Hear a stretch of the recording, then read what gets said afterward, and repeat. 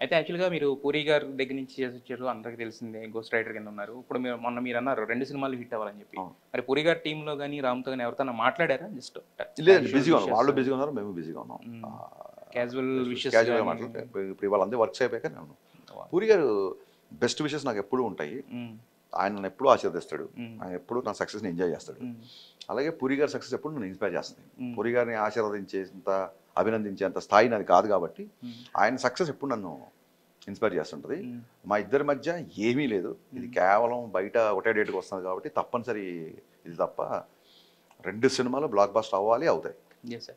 'పూరి' గారిని గాని లేకపోతే 'ఆర్‌జీవి' గారిని గాని మీరు ఎవరైతే డైరెక్టర్స్ వర్క్ చేసారో అంటే వాళ్ళని మీరు ఎలా చూస్తారు సార్? ఒక ఫిలాసఫర్స్ కింద చూస్తారా? గురువుల కింద చూస్తారా? లేదంటే సీనియర్స్ కింద ట్రీట్ చేస్తారా? నేను గురూజీ అని పిలిచేది ఇద్దరే హ్మ్. ఇండస్ట్రీలో. హ్మ్. పూరి గారు, హ్మ్. నెక్స్ట్ వినాయక్ గారు. హ్మ్. అజయ్ గారిని నేను సర్కార్ అని పిలుస్తుంటాను. హ్మ్.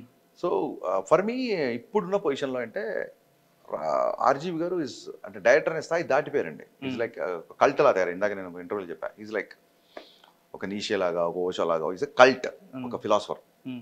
సో, వాళ్ళు ఏం చెప్పినా కొంచెం శ్రద్ధగా వింటాను. అయితే 'ఆర్‌జీవి' గారు కల్ట్ అంటున్నారు. బట్ కానీ ఏంటంటే 'ఆర్‌జీవి' గారు ఒకప్పుడు సినిమాలు చూసి పెరిగిన వాళ్ళు లేదా వాళ్ళని ఇష్టపడిన వాళ్ళు ఇప్పుడు ఎందుకు ఇలా మారారు అనే థాట్ చాలా ఏం మందికి ఏం వస్తుంది. మారాడండి? ఇంతకుముందు అభిమానించేవాళ్ళు సార్. నేనే చెప్తున్నాను. ఆయనతో 2 సార్లు ఇంటర్వ్యూ చేశాను కాబట్టి నేనే చెప్తున్నాను. హ్మ్. ఆయన్ని చాలా అభిమానించేవాళ్ళం హ్మ్. ఒకప్పుడు. ఆయన చేసిన సినిమాలు చూస్తే మీరు ఇన్‌స్పైరింగ్‌గా ఆయన ఉండేవి. అభిమానించినప్పుడు హ్మ్. నా సినిమాలు తప్పకుండా చూడండి అని ఎప్పుడైనా చెప్పాడాయన? ఆయన చెప్పలేదు సార్. ఎప్పుడు చెప్పలేదు కదా! కాదు. ఆయన ఇష్టం వచ్చినట్టు ఉంటాడండి. మీరు అభిమానిస్తే మీ అభిమానం అనేది ఆయన జీవితంలో ఏమాత్రం డిఫరెన్స్ తీసుకురాదు. హ్మ్. ఒక మీరే కాదు. హ్మ్. ఒక 1,00,000 మంది రేపొద్దున ఆయన ట్విట్టర్‌లో అన్‌ఫాలో అయినా, హ్మ్. ఇంకో 1,00,00,000 మంది ఆయన అంటే ఇష్టపడకపోయినా, ఆయన జీవన శైలి, ఆయన పద్ధతి, జీవితం పట్ల ఉన్న ఆయన దృక్పథం మారదు. హ్మ్. అలాంటప్పుడు ఆయన అభిమానించడం, ఆయన విషయాలు మీకు నచ్చితే మీరు అభిమానించి అభిమానిస్తారు. అభిమానించి లేదా అభిమానించరు. మీ అభిమానం అనేది ఆయనకి అసలు % కూడా అతను పట్టించుకోడు. ఓకే.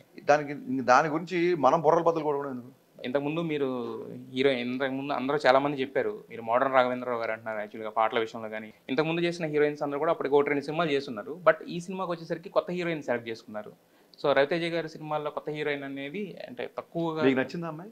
నచ్చింది సార్. బాగా నచ్చిందా? బ్రహ్మాండంగా అందుకే ఉంది సార్. సెలెక్ట్ చేసుకున్నాం. సినిమా ఈక్వేషన్స్ కొన్ని ఉంటాయి కదా సార్. హ్మ్. బడ్జెట్స్ ఇవి ఈక్వేషన్స్ అవును. అనేవి అవును. కొన్ని సినిమా ఉంటాయి కదా! ఈక్వేషన్స్ ఉంటాయి కాబట్టి కొత్త అమ్మాయిని పెట్టుకున్నాం. హ్మ్. స్టార్‌కయితే ఎక్కువ రెమ్యునరేషన్ ఇవ్వాలి అని. ఈ అమ్మాయికి ఎక్కువ రెమ్యునరేషన్ తీసుకెళ్ళి స్థాయికి తీసుకెళ్దామని. అయితే అయినాక బోస్ గారు ఉన్నారు సార్. అయితే ఆయనతో మీకున్న ట్రావెల్ అంటే కంఫర్ట్ లెవెల్ అంటే ఏముంటది ఆయనతో మీకు అండర్‌స్టాండింగ్. ఇద్దరికి అండర్‌స్టాండింగ్ అండి. 4 సినిమా చేస్తున్నాము. హ్మ్. సో, ఫస్ట్ సినిమాకి ఇద్దరం బాగా జెల్ అయ్యాము. హ్మ్. సో, ఇప్పుడు అండర్‌స్టాండింగ్ ఎలా వచ్చిందంటే ఒక షాట్ తీసిన తర్వాత నెక్స్ట్ షాట్ ఏంటి అని నేను చెప్పక్కర్లేదు. He will hmm. Understand it. Hmm. And I love his work.